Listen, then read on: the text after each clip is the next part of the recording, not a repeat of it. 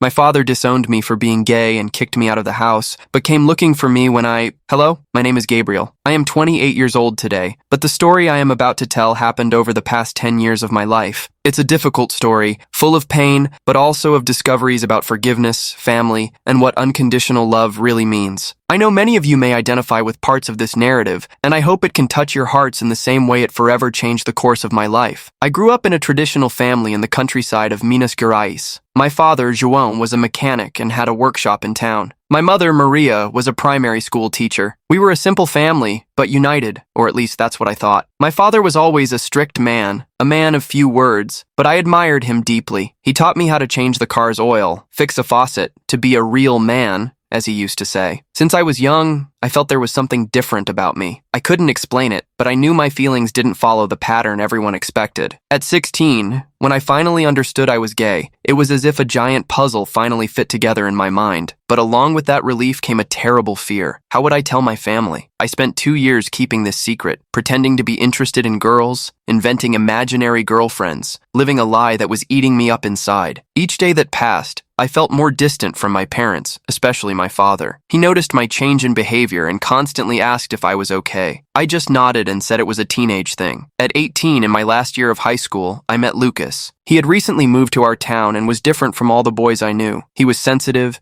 intelligent, and for the first time in my life, I truly fell in love. We started meeting in secret, and for a few months, I lived the happiest days of my life up to that point. But secrets in small towns don't last long. It was a Thursday in March when my life changed completely. I had lied to my parents saying I was going to study at a friend's house, but I was actually with Lucas at the city park. We were just talking, laughing, and in a careless moment, he held my hand. It was at that exact moment that my father appeared. I will never forget the look on his face. First confusion, then anger, and finally, a disappointment so deep it seemed to pierce my soul. He didn't say a word at that moment, just looked at me with a coldness I had never seen before, turned his back, and left. The walk home was the longest of my life. My heart was pounding so hard I could hear it. When I arrived, my father was sitting in the living room waiting. My mother was beside him, her eyes red from crying. "Sit down," he said, with a voice I didn't recognize. I sat on the couch, trembling. The silence lasted an eternity before he spoke again. "Are you going to explain what I saw today?" I could have lied,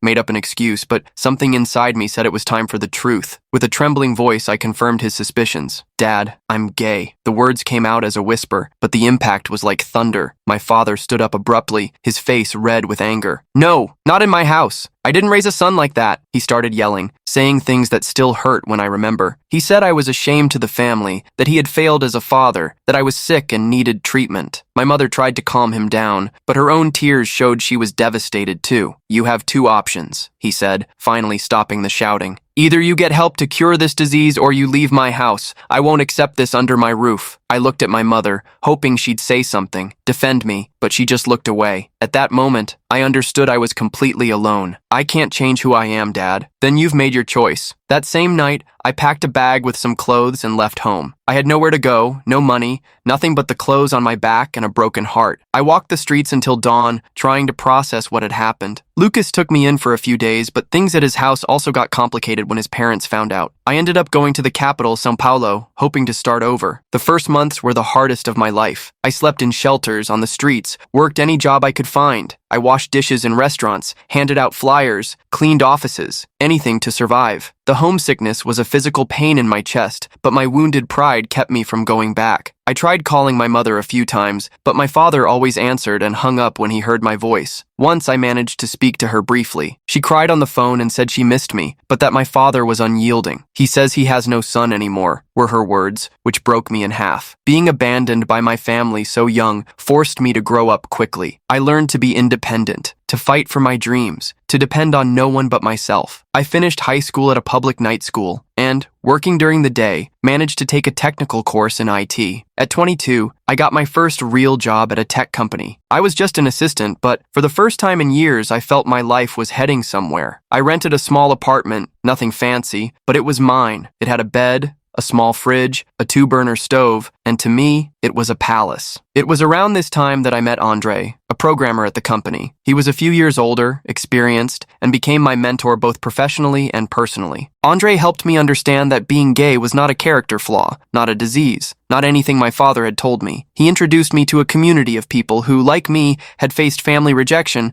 but had built their own families, based on love and acceptance. With Andre, I learned what it really meant to love and be loved. Our relationship grew slowly, built on solid foundations of friendship, respect, and companionship. He encouraged me to study more, to go to college. "You have incredible potential, Gabriel. Don't let your past define your future," he always said. At 24, I started college in information systems, studying at night and working during the day. It was exhausting, but each small achievement gave me more strength to continue. At 26, I graduated and was promoted to systems analyst at the company. My life was finally on track. Andre and I decided to move in together. We rented a bigger apartment, adopted a dog, and for the first time since I left home, I felt part of a family again. We talked about marriage, adoption, building a life together. I was happy in a way I didn't know was possible. Then, at 27, I received a call that changed everything. It was my mother, crying so much she could barely speak. "Gabriel, son, your father is very sick." It felt like the ground had disappeared beneath my feet. She explained that my father had been diagnosed with aggressive pancreatic cancer. The doctor said he didn't have much time. He wants to talk to you, she said through sobs. For 9 years,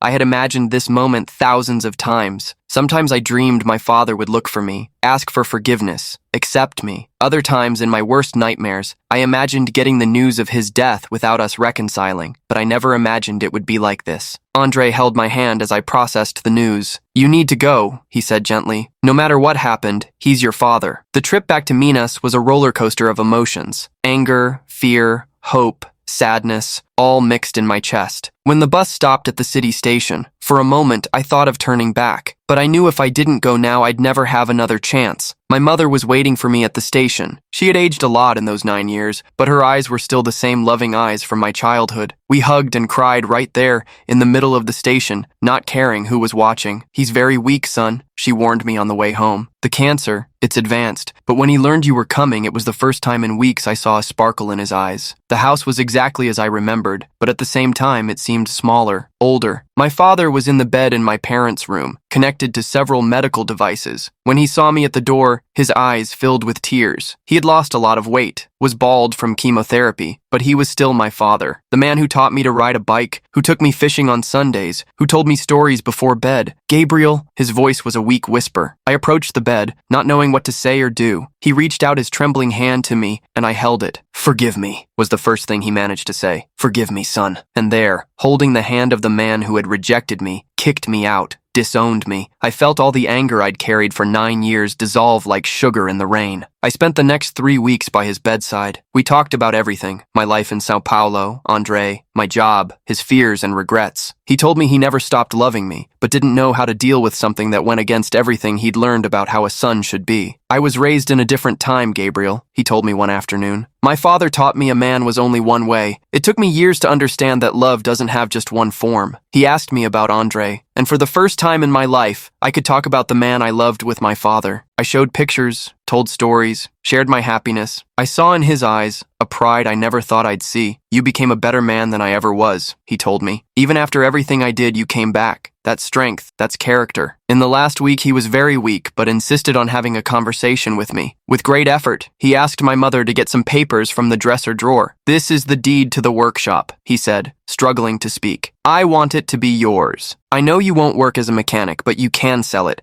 Do whatever you want with it. It's my way of trying to make up for all these lost years." I tried to refuse, but he insisted. "You're my son, Gabriel. You always were, always will be. I was just too blind to see it." He died on a Monday morning while I was holding his hand. His last words were, "Thank you for coming back." The funeral was hard, but different from what I expected. Many people from town came to greet me, say they had missed me. I found out my father had changed a lot in recent years. My mother told me he often talked about me, deeply regretted what he had done, but was too ashamed to look for me. "He thought you hated him," she said. "He couldn't believe you could forgive him." I stayed 2 more weeks in town, sorting out papers, helping my mother, and processing everything that had happened. Andre came to pick me up, and it was strange introducing him to my mother, but she welcomed him warmly. "Thank you for taking care of my son," she told him, and I saw that I finally had the family acceptance I always wanted. We returned to Sao Paulo, but now everything was different. The weight I'd carried in my chest for 9 years was gone. I had lost my father, but regained my peace of mind. I sold the workshop and used the money to do a postgraduate course and to make a down payment on a bigger apartment for Andre and me. I also created a fund to help LGBT+ youth who had been kicked out of their homes, my way of turning my pain into something positive. Today, 3 years later, I can say I've learned some important lessons about forgiveness, family, and love. I learned that sometimes people do terrible things not out of malice,